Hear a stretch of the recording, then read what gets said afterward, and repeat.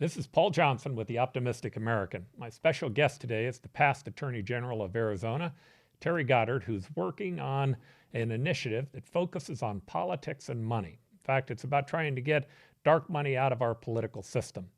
What it's really about, in my mind, however, is the importance of the citizen being able to know the truth.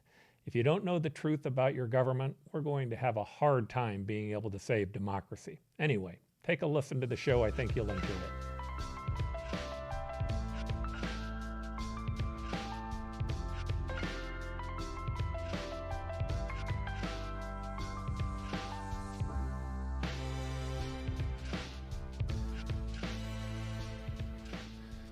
Terry Goddard, welcome to the Optimistic American show today. Well, thank you, Paul. I'm glad people are optimistic. Yeah, at least somewhere. There's just because you're optimistic doesn't mean that you don't recognize that there are problems and challenges, but I've always been a believer in this. The people who are going to solve the problems are the people who believe that you can. Right? That is fundamental. That's fundamental. If you think it's, why try? That's right. If you think it's beyond help. Now, you've been working on a big issue, and it's the issue that we're going to talk about today, which is politics and money and how they interrelate. More importantly, how we've created this huge dark money industry that has allowed many people to go to be able to contribute money without the public being able to know that they're giving money to candidates. Let's talk about that measure. Give me a little bit of an update in terms of what you're doing. Well, I'd love today. to, because as you say, I've been working on this for a long time, and I think it's one of those, frankly, boring fundamental issues that don't catch the headlines, but have an absolute determinative effect upon who runs for office and whether they're going to be successful or not. And in other words, it's making the bed of our democracy without our knowing about it. That's what dark money does. And I don't know who said money is the mother's milk of politics, but it is. As we both know. I'm sorry if you ignore that, you're in for a rude awakening. And what we're standing up for on our disclosure initiative is that dark money, anonymous cash, is fundamentally corrosive to our form of government. It basically means that people are able to move, and corporations are able to move massive amounts of cash into the political dialogue, and the voter never knows who it is that's paying the bill. And that's absolutely fundamental. If you don't know who's paying, how can you evaluate the message? In other words, if it's somebody with a strong bias and a very special interest one way or the other, obviously that is going to influence your interpretation of the message. And voters don't have a chance, especially here in Arizona, to get the full picture. Right, I believe they should. Give me the background of it. I know a lot of this started with Citizens United, but walk us through what happened, what changed, what fundamentally brought us to this point where we have this much money going into politics that's undisclosed. Well, Citizens United is pretty much the beginning of the story, but not because it banned disclosure. Quite the opposite. Citizens United affirms the need for disclosure of political contributions. It's the little-known third part of that decision. It said, corporations are people and money is speech. But then at the end it said, and you have a perfect right to know who it is that's spending the money to influence your vote. That was Justice Kennedy's salvo at the end of the decision. But what happened with Citizens United is it unleashed some very significant sources of new money in politics. I believe from personal experience that the cost of running for office in Arizona went up, statewide, went up 5 times. Oh, easily. After corporations became players overtly in the field. But corporations are conservative. They're risk averse, and they didn't want to be identified with one side or the other. They could offend their shareholders or their customers or their regulators. And so they infinitely preferred to use the dark money alternative, where they can contribute, they can put their finger on the scale of electoral politics, but never have to show their face. And so that was very attractive to them. And if you look at the chart of the formation of advocacy nonprofits, 501c4s, after 2010, when Citizens United was decided, it's a very steep curve. It's going along at a fairly low rate, and then it goes straight up through the sky, because corporations figured out that they could use this option to hide their political involvement. They could make a major difference through millions of dollars of ad spending, but nobody would know it was Corporation X that was doing it. Mm-hmm. Yeah, and I would say it's not just corporations. I'd say labor unions and others got into the game as well. I mean, it seems clear to me that if you're going to run for governor or for senator inside a state today, you start off the campaign by going out and lining up all of your dark money sources. You don't announce until you go out and you have a conversation with all the folks who are going to give millions of dollars to you that the public will never know. And then they put it into an independent effort, theoretically an independent effort, and that independent effort, when they spend money, there's no accountability to it.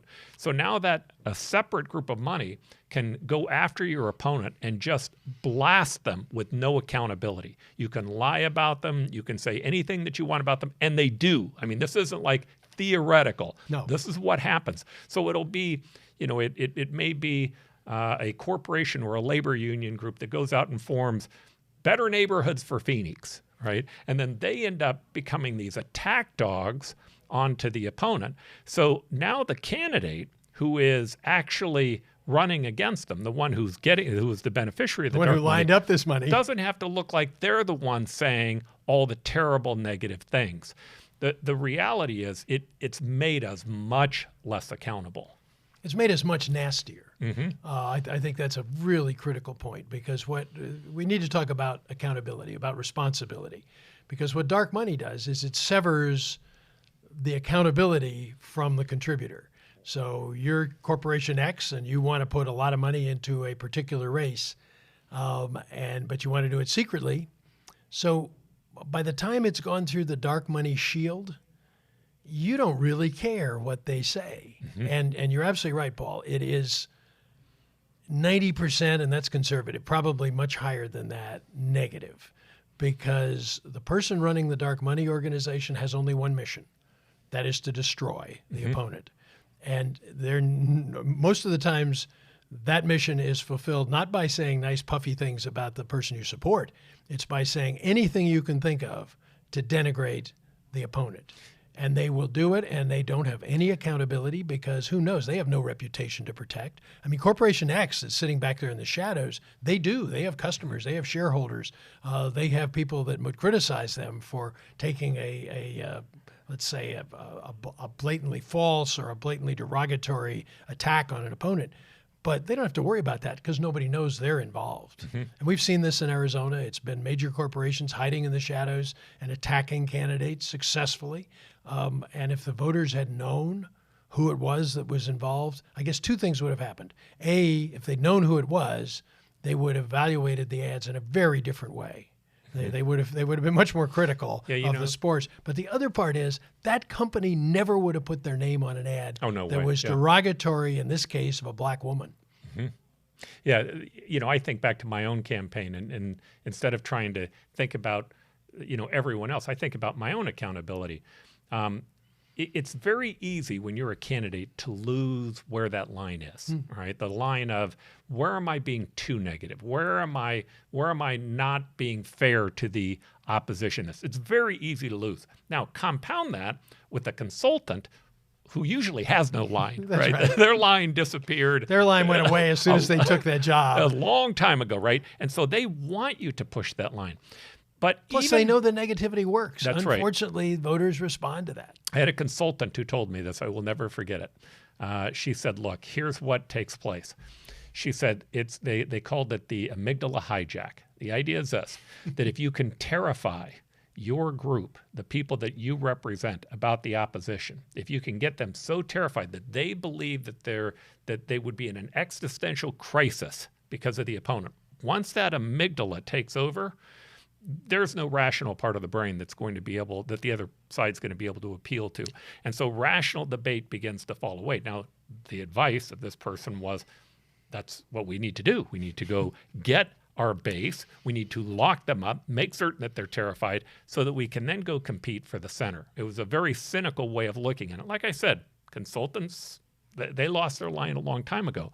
What dark money does is you take those consultants, or some of those consultants, put them into a completely different group without the candidate, and so now there's no accountability. At least as a candidate, even though I know my line slipped further than I would have liked for it to have slipped, there was still at least some accountability where I knew if I go that far, I'm going to have to answer for it. Yeah. But the minute you move them to the side with consultants who only care about winning, politics not only becomes nastier, but it begins to turn people off. And by the way, sometimes it turns them off by design, because if you can get negative enough, we know that the voters who fall off the quickest are independent and other voters.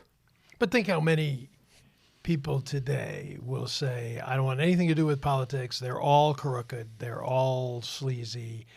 Nobody's out there of any that I can support. Well, a lot of that is attributable to the quality of these attack ads, because after you listen to what each side has said about the other, it sounds like this is people are just competing for who gets the longest prison sentence. It's not it is not a debate in the sense that you and I have been engaged in debates in the past. And those have not always been totally civil, but at least they were up front and we had to say our mind. And yeah, a lot of people watching may not know you and I have run against each other in the past. But those were accountability lessons, because in a debate, when your face is on the tube and you're saying things that come out of your voice, you better be prepared to defend them. And you're not going to say something that's derogatory or questionable. But as you say, when the consultant is out there and they're designing the negative ads, there is no governor, there is no restriction. And frankly, what sells is the most negative, the most vicious, the most derogatory. And dark money is a direct cause and effect. I mean, because we have dark money, we have these people absolutely disconnected from any responsibility or accountability that an individual candidate or a corporation or an individual person, if they had to put their name on it, they would take a very different approach, I'm convinced. I would say it also begins to remove ordinary people from being able to participate in the campaigns themselves to run as a candidate. Would you agree with that? Oh, absolutely. I personally believe that candidates should be responsible for everything that's said in their name. Now, because of what you described about the independent campaigns, which are protected by the First Amendment, nonetheless, what that does is it absolves the candidate of responsibility for these third-party statements. And that's a legal fiction that they're supposed to not have anything to do. Well, we all know that there are ways of communicating, and they do, but they're technically separate. And that is now the candidates are passengers. They're spectators in the election, because if you look even as big a deal as the Arizona Senate race in this round, $200+ million is being spent. It's one of the richest in the country. And yet only about, I can't do the math right now, but only about a quarter or less is by the candidates themselves. The money that they raise and they spend, and at the end of the ad it says, I'm Mark Kelly and I approve this ad. That's only a tiny portion of the amount that's being spent. The rest of it is all by these independents. And they are the campaign now. Absolutely. It's not the candidate. And I think that's a terrible mistake for American democracy. It's taken races. Both of us were Phoenix mayor at one point in time. I think my race cost at that back then maybe $250,000. Those races now are in the millions of dollars. Well, the council races are in the millions. Right? And it's gotten ridiculous. And the dark money, again, outnumbers the money that the candidate's spending by 2, 3 to 1 in terms of the dollar amount being spent by outside sources that you can't even know the names of who it was that was contributing. Yeah. And you asked how I got involved in this and why I think it's important. And we've touched on a lot of the reasons, but the one other that we haven't touched on is the fact that we have a problem with voter confidence in this country. I don't think there's any question about it. We have an awful lot of people who feel the system doesn't work for me, and therefore, why should I participate? Why shouldn't I just chuck it and try to find something else? An authoritarian system, for example, that maybe is more efficient in some ways, in their opinion. And I think one of the big contributors to that is dark money. And I don't want to be, somebody who, I'm a hammer and everything looks like a nail. And my wife does accuse me of that. But the bottom line here is, if I'm a voter and I see an ad, and maybe I think it's fairly compelling, and it's brought to me by Citizens for Peanut Butter or some name which I know is not the real sponsor of this ad. It's the ABC Foundation, or it's X, Y, and Z for a better tomorrow. A name which tells me nothing at all about who the supporters are of this particular proposition. It's just a feel-good name. Mm-hmm. I get very turned off. I get very cynical because I know I don't know who's really trying to twist my arm. I know that they're hiding. I would like to know why they're hiding, but in the meantime, I don't have any weapon, any way of finding out. The press can't get this information. It's deeply hidden. They're money launderers in essence. They're using the same tricks that the criminal cartels use to hide their identity. And what they're doing is perfectly legal. I have to be clear to say that. But they're using the same techniques as the criminals use, and they're very good at it. And so the press can't find out. The voters certainly can't find out. Their opponents, who would normally hold a candidate to task, can't find out. And that's what dark money does to just cloud our entire information system. And I think it lends a tremendous amount to the cynicism that so many Americans feel today. So you work for both the Justice Department as well as being the Attorney General for Arizona. Expand upon that when you say that's what the criminal cartels do. Help me understand what they do. You know what dark money and money laundering basically are using the same techniques. One is to take an illegal proceed and try to turn it into something that's legal.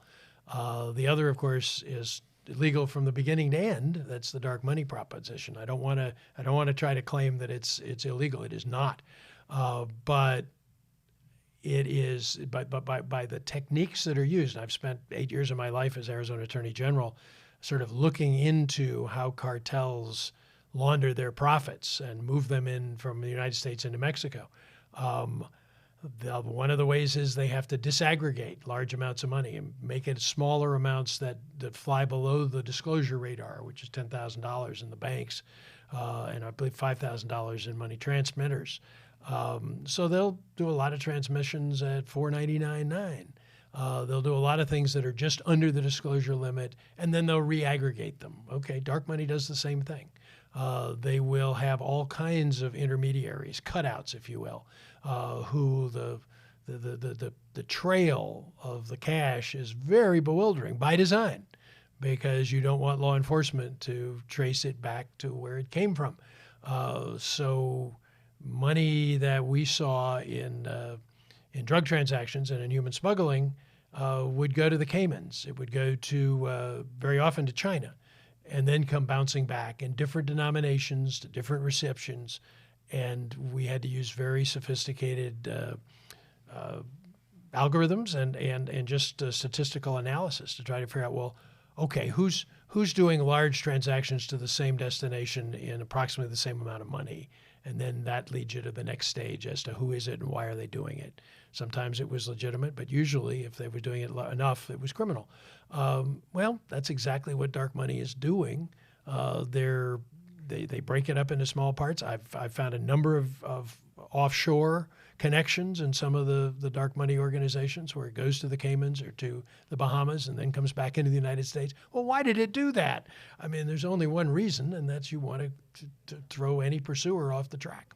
So before we go to the system that you're proposing, let me ask a question specifically about that. You said that it is legitimate money inside the dark money campaign going through a process, but what keeps how do you know that? Right. Yeah. What keeps a Xi from working through some corporation that he's given tons of money to? The Communist Party in China always has a representative inside of a company that gets them to pressure them to give money back into our system that's being designed to try to pressure people to get a result that maybe is more pro-Chinese and less American. I mean, that would be illegal in the normal system, but isn't dark money a way that you can actually begin to hide some illegal money as well to get into the United States? Well, I have to say definitively, there's no way to tell. No way to know. Because it is so elaborately and legally disguised. Mm-hmm. And I tried to stay away from that because I think it's bad enough that domestic users who are legal possessors of the money are using it to hide their identity. But it is a system which would allow a foreign national, corporate or individual, to also participate in our election system because the watchers, the people that are supposed to keep the system honest, can't penetrate the dark money maze. They don't have any legal way of doing that, and as a result, what you're postulating, I don't have evidence that the Russians or the Chinese or anybody in particular is using dark money. If they wanted to, this would be the way to do it. But they could do it, yes, absolutely. And we do have examples in the past, and the one sounds kind of pedestrian. It was a Mexican investor who used a dark money cutout to influence city council elections in San Diego because they had a project that they wanted to get funded and they were trying to get the votes. So that's very domestic, but it was illegal. Mm-hmm. And ultimately that was caught and they were prosecuted. But you have to say, wow, if a land developer's doing that, could a nation state? And the answer is yes. Mm-hmm. All right. So what are you proposing? What actually would your proposal do to change the existing rules? Well, in Arizona, at least, the existing rules are non-existent. So we're sort of going from zero to full speed ahead. We actually have a statute in Arizona that says that if you are a tax-exempt corporation, that means the intermediaries are all 501c4s. They're nonprofits, so-called advocacy organizations. There are lots of legitimate 501c4s out there, but there are lots that are formed solely for the purpose of hiding the donors. And but in Arizona law, if you're one of those IRS-regulated nonprofits, you don't have to do anything. You don't have to form a campaign committee in Arizona. You just have to spend money, and there are no limits to how much money you can spend. So there are no limits on the disclosure, on the contribution. There's no limits on the expenditure, and as a result, millions, tens of millions of dollars in our local elections, going right down to city councils, are being spent by dark money intermediaries. Mm-hmm. So that's Arizona. Other states have different rules, but I can say none of them have real accountability. They don't penetrate beyond the first or second generation of the money transfers. And we're trying to do that. We're trying to get to the original donor. So what our proposition would do, and it's very simple in its terminology, it says that we would now require, if a campaign met a particular threshold of how much political advertising they purchased. And by campaign, I don't mean a candidate campaign. I mean what you talked about earlier, an independent campaign, which is money going through one of these 501c4 intermediaries. And if they spent over $50,000 in an election cycle on statewide elections, then they'd have to disclose the original source of all contributions of $5,000 or more. And the original source is a real important term because it means the person or the corporation that earned the money, not the intermediary, not the last one to write a check, but the one who started the money in motion. That's the person that needs to be disclosed. All right. And so let's just go through a couple of things. Would it limit the amount of money anyone could give?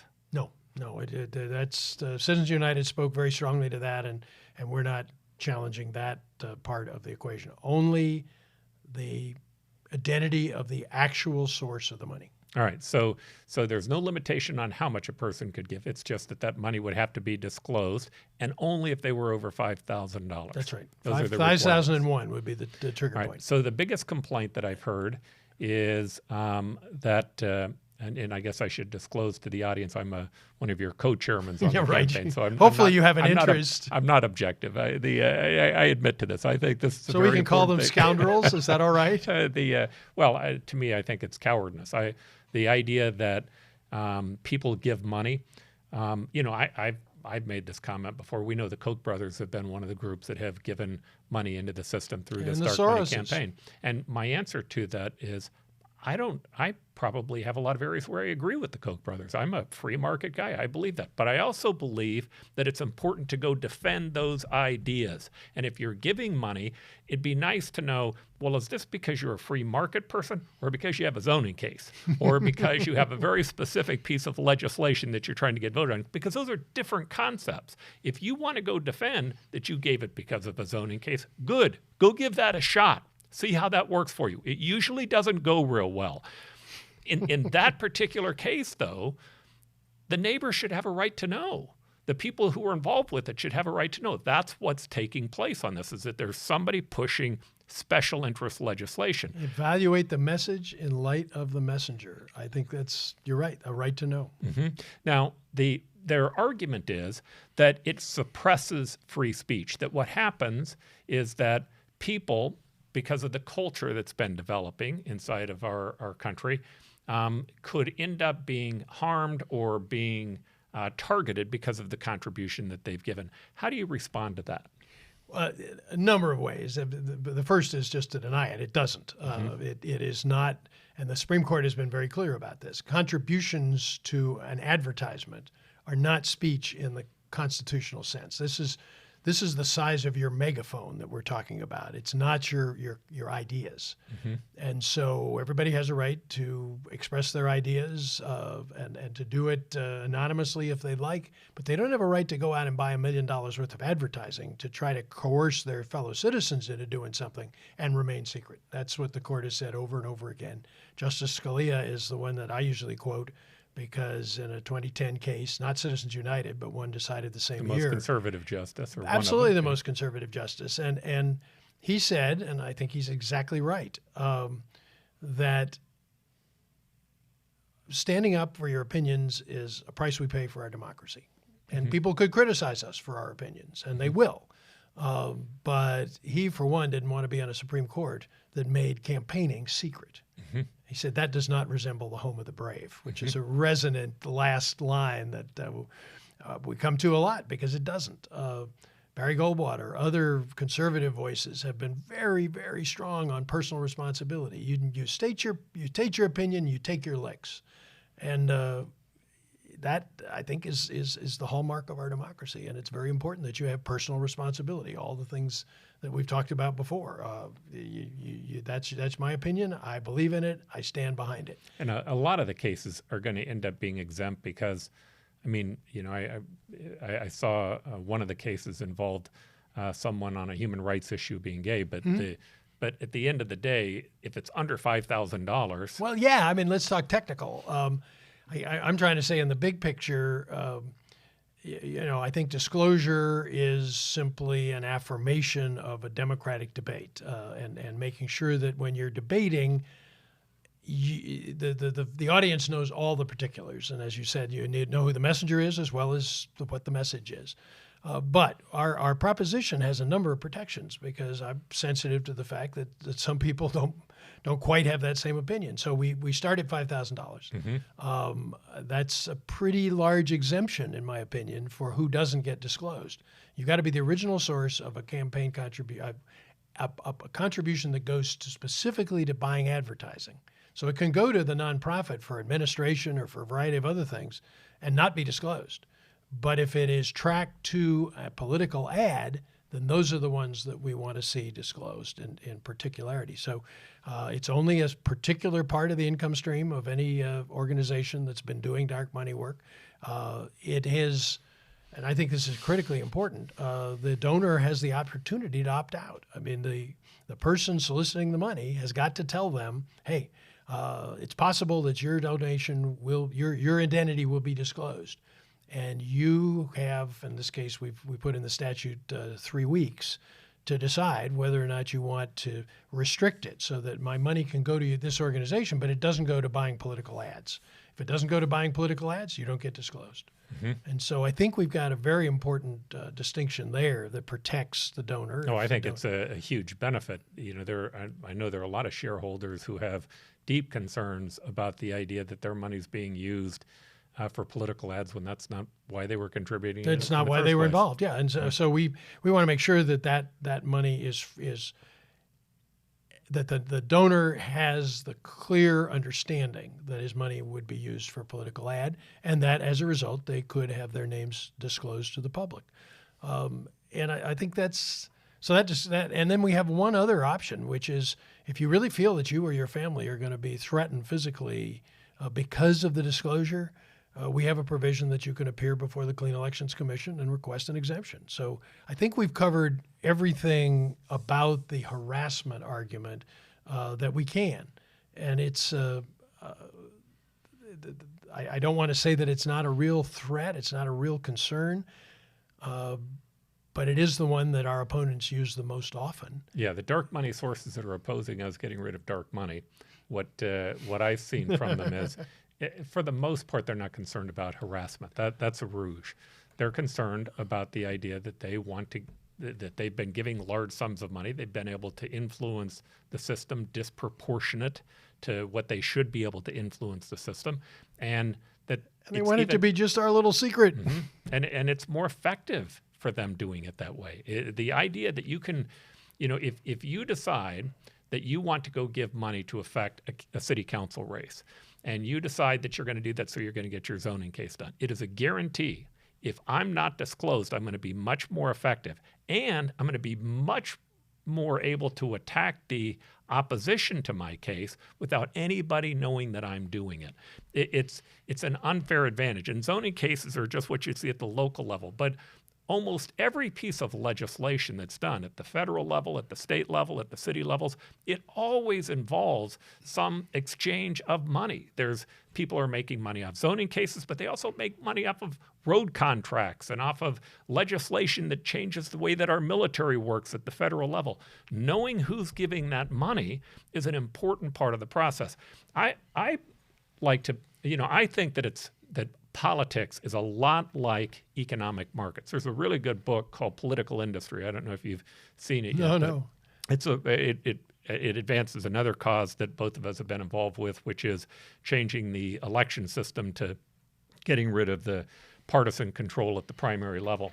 But when you think about the United States, when we had one of our big depressions in 1929, one of the causes of it was there was a tremendous amount of information about companies that was being given out that was fraudulent or no information at all. Yeah. And so people would make guesses on how to speculate on stock that was based on lies, on things that weren't true. Well, eventually it caught up to the marketplace and it collapsed. So when the SEC was formed underneath Roosevelt, they said, look, there are two axioms that are necessary for a marketplace to work efficiently. One is you have to give out information to people about what's going on, which are why they have the quarterly filings. The second thing is that information has to be truthful and honest. If we want our political system to work, it is much like an industry. People need accurate information to be able to make a judgment. And if they have that accurate information, I have a huge amount of trust in them. But if it becomes a secret government that is operating, all of a sudden the ability to manipulate people in ways that we can't even come up with here on this show begin to exist. Well, I think it's a fascinating point because every financial advisor has to say whether or not they have a financial interest in the company that they're commenting on. That probably should apply to politics too. And I guess at the very, very essence, that's what we're talking about here. We're trying to say, you don't have to have that particular disclosure, but if you are connected to a candidate or a cause that is going to be benefited by the ads that you're buying, voters need to know that because how in the world can they evaluate what you're saying? But there's a fairness issue too that I don't want to skip over.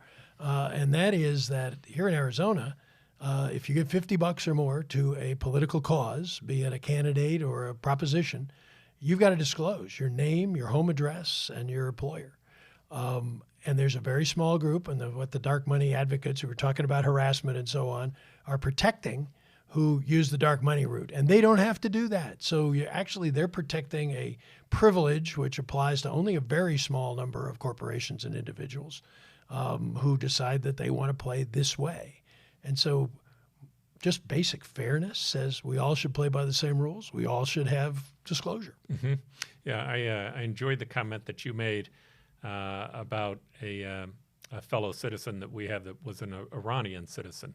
Maybe you might tell that story. Well, I think that's important, and it's also where our support comes from. I mean, let's be totally honest. I'm talking about full disclosure, and maybe it's important to say, well, the almost $2 million that we had to raise to get on the ballot and to defend our proposition in the court of public opinion all came from Arizona sources. One lives in California, but he's originally an Arizonan, so I count him 100% Arizona. Uh-huh. And there are a lot of major business players who have been supportive of us because they're concerned, just as you said. I mean, this is not run like the SEC. This is a marketplace of ideas in our democracy in Arizona that is run in secret. And so the same thing you described in terms of the 1929 crash is redolent in Arizona politics. So one of our major contributors is an immigrant. He's been very successful. He's had an extraordinary career in business. But when he told me why he was so supportive of dark money, it was because he knew about the secret police in Iran. He knew about a country that was run in secret, and the real people pulling the levers were not known to the general population. He said, I never want to see that happen in the United States, in my country. And I thought that was an extraordinary piece of insight and really a troubling view that he saw this as a move toward totalitarianism. Mm-hmm. Now, you don't see this as a panacea for our system, just a good step? No, it's not a panacea. The temperature in Phoenix will not come down to 80 degrees in August if this is passed. And if that were true, I'd put in a bunch of dark money into this campaign. There's a lot of things it won't do. And you pointed out one of them. It doesn't limit the total that somebody could spend. And I think there's way too much money floating around in politics right now.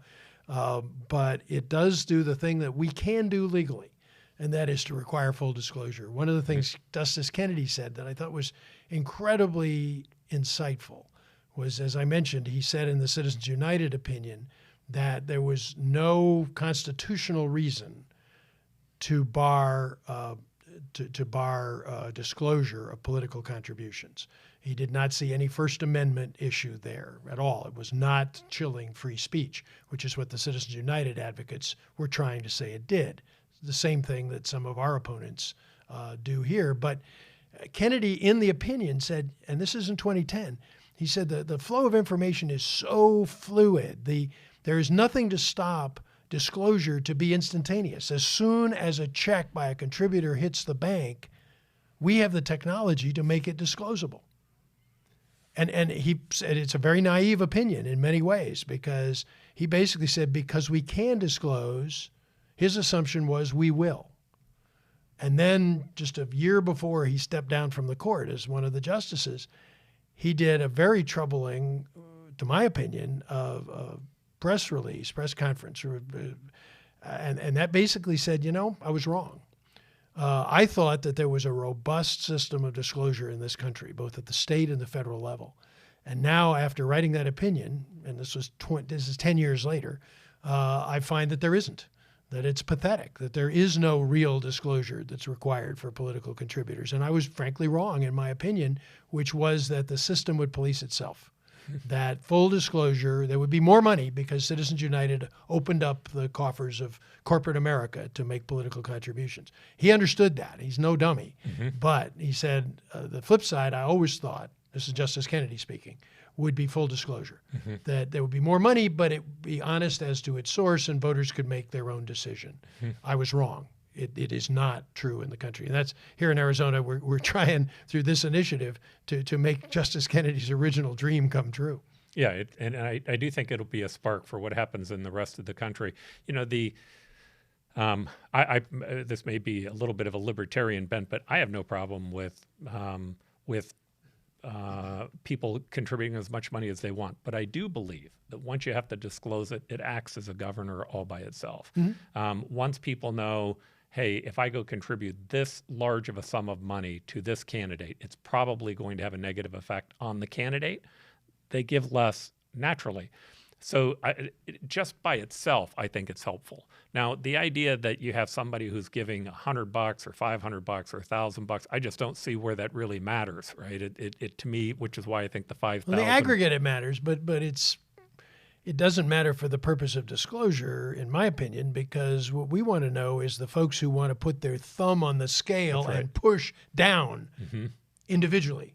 If 1,000 people want to put their thumb on the scale because they've all contributed $100, I'm all for that. I think that is a tremendous democratic ifs. But if one corporation, one person says I'm going to influence this way, then we need to know who that is.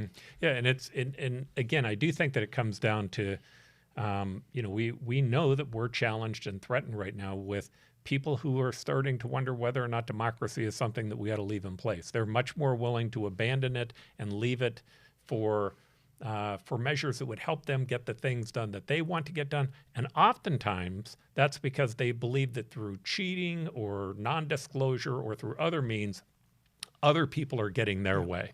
Once that system, the most important thing for the system is for everybody to know what's taking place and why it's taking place. Absolutely. That's where the credibility is lacking right now, because the voter, they're not dumb. They know that if you see an ad that's paid for ostensibly by Americans for Peanut Butter or for Jolly Futures, you don't know who's really behind it, and you feel like a fool.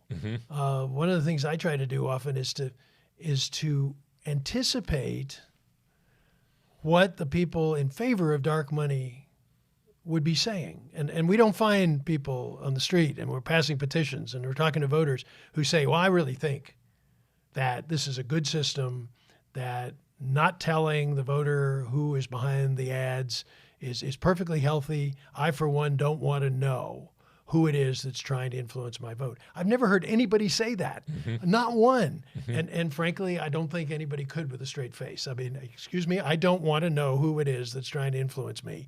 Of course we do. And that is why we're a totally bipartisan, nonpartisan operation. On the extremes, I mean, both parties have found out how to use dark money, and they do it. They do it with hand over fist because it's legal and it's a weapon. You don't have any unilateral disarmament going on in the political spending arena, but it's something I think the individual citizens understand really well. Now, you and I have been challenged both on this measure and our other measure multiple times in court.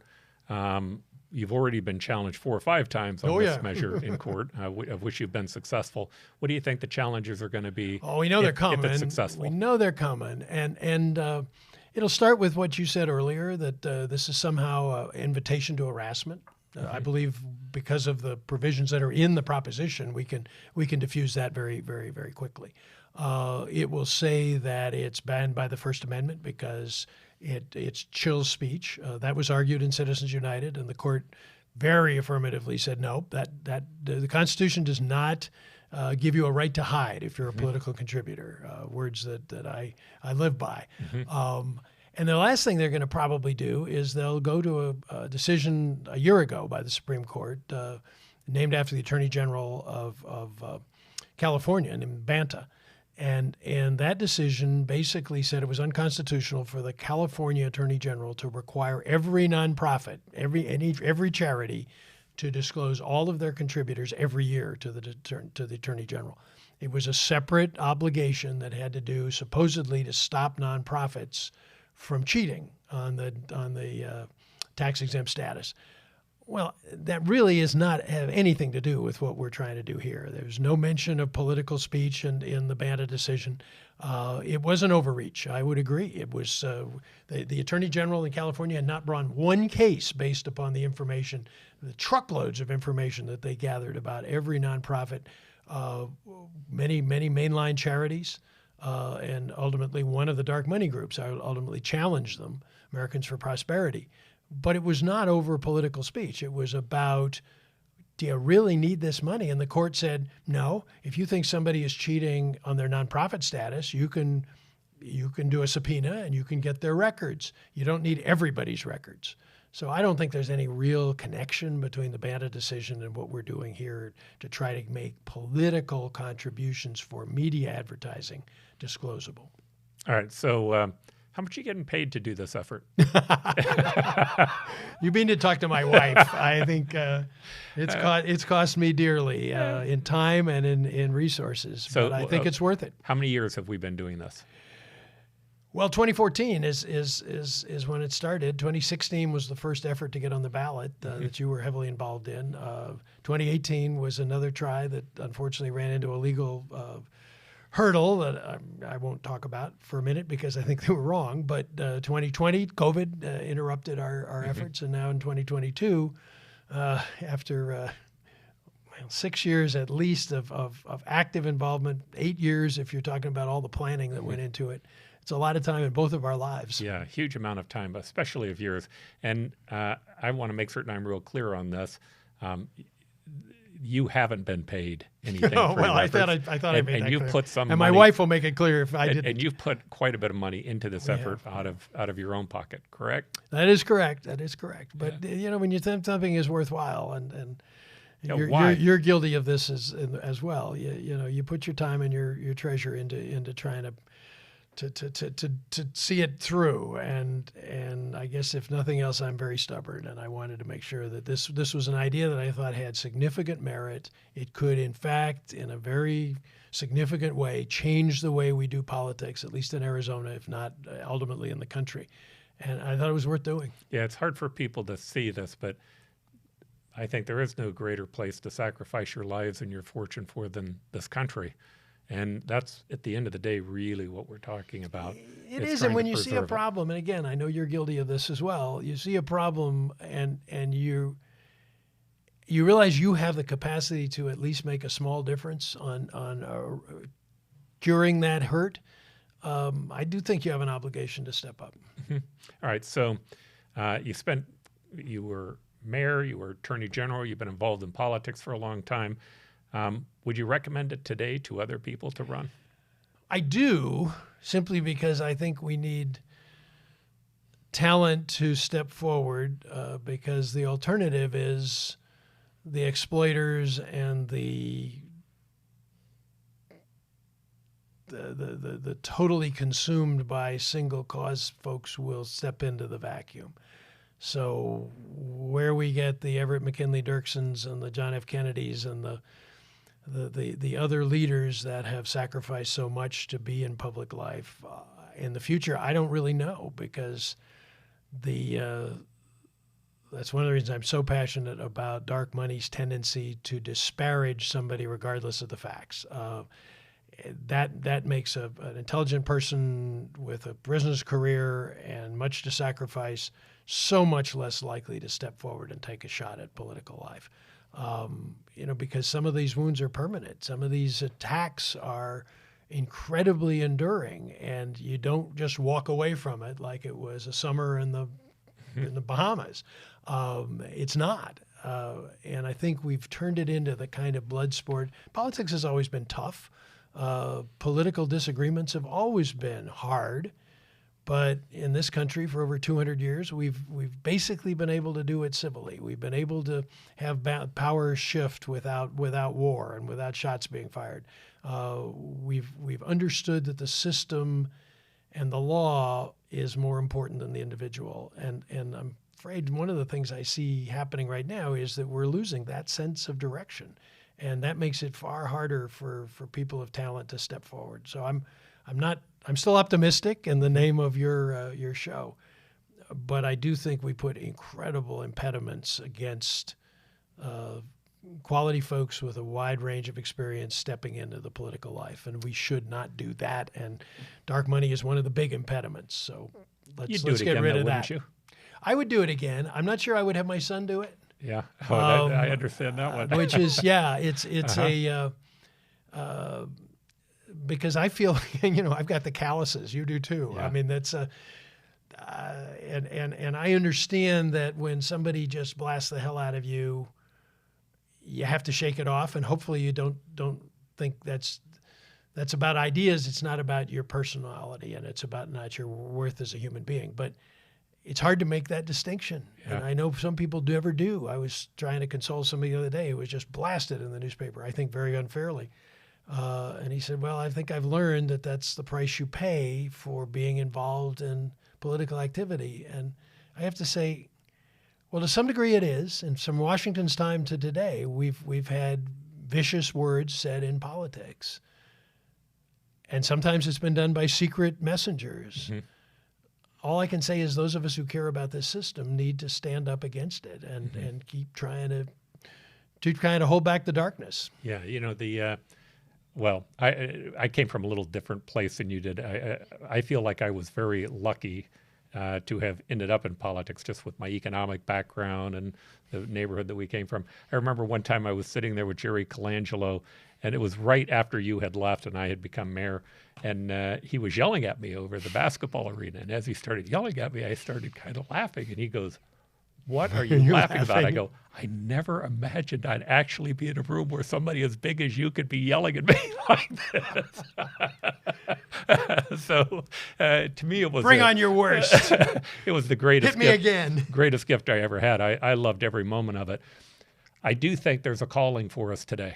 There's a calling for people who have been involved, people who have been engaged. They need to step forward. The system is, and the country is being challenged, and it's maybe being challenged at a period of time when it's more important than ever that we step forward, because we also have external threats. We're probably re-entering a Cold War with China and Russia. At least all the signs seem to be there to me. We have to resolve some of these internal disputes. And for me, I look at it, I really do think that it's, that I have to think about my own accountability and how it is that how I've played a role in, at times, not making the system as good as it could be. One example I use is, I've said to my brother once, "Oh, I bet you got that off of Fox News," as if maybe there's something lesser about him because he watches Fox News, right? And the answer is, careful of that. That's not fair. That's not right, right? We all receive news. None of us are the originator of most of this information. We're all getting it from someplace else. And we need to begin to be respectful to other people who are on the other side. And that was part of why I became an independent. I just think that there are great gifts that both sides have to offer us, the Republicans and the Democrats. And then there are also people on both sides who would clearly undermine democracy if they could, because they can't get their way through a majority vote. Right. My way or the highway. But what I think we're both compelled by is to the degree that the lack of confidence in our democracy is carried by a legitimate concern about its failures. And I think dark money is a big failure. I think the primary system is a big failure. That I think we have an obligation to fix, because people have legitimate concerns that this system doesn't speak for me because it is corrupted or it is influenced in a way that is out of my control as a voter. I should have an equal right with everybody else to influence the course of my country. And if that's not the case, then I've got some severe problems with that country and that system. So as somebody I heard speak the other day, he said, he says, I believe that this is a great government system. It's one that most of the world would give their left leg to be part of, but it's not perfect, and it needs some continued care. And I think we're in the continued care business of trying to build up the things that we see that are deficiencies. And I spoke to Jane Mayer once about this, because I said, "Does it ever bother you?" She was the author of the book Dark Money. She was the one who really started back in 2012 I think national awareness of how much influence was being exerted in our country, both in elections and in the lobbyist pressure on Congress through anonymous sources. And she did a fabulous job. She's a great reporter. And I said, "Does it ever bother you that you are now sort of in almost the election denier crowd? You're being, because you're so critical of this part of our system, being part of the criticism that says, well, just scrap it all." And she said, "Yeah, I am. I believe it's a great system in most of its parts. It just has these glaring deficiencies, and I want to see those fixed." And you have to, I think we have to make a very clear distinction between those who are critical and want to do repair, and those who are critical and want to tear it down. Absolutely. Yeah. Again, there are people who would abandon this system. When you really look at them, I was listening to the Rhodes trial the other day with the Oath Keepers. His real issue, when you get done listening to the between the lines as to what he's saying, he knows he can't win a regular election. I can't win in the contest of ideas, so I want to win in the contest of arms. By overthrowing it. Or overthrow the system. And the idea that we should make the system better, again, being optimistic doesn't mean you ignore problems. I don't see myself as an optimist. I see myself as optimistic, right? And I get that there are problems, and I get that there are challenges. But Terry, you're one of the people who I would point to saying that the people who are going to fix these problems are the people who think they can. Yeah, right. We kind of know the hurdles. Now, we need those people involved with us who don't know the hurdles, because sometimes it gets pretty tiring when you look down that line and you realize how many more hurdles we have left to go. And you need some of the, what do they call them, political and there's virgins. a whole group of people putting more hurdles in the way. But anyway, Terry, thank you for your Thank you, service. Paul. I appreciate it. And I appreciate you being on our show here today. Thank you. It's Thanks. my pleasure. And keep up the optimism. Yeah, thank you. Thanks for joining the Optimistic American Show. Now, help us grow by subscribing to our channel. If you enjoyed the episode, please leave a like and a comment. There is so much more that we have planned. We can't wait for you to embark upon this journey with us.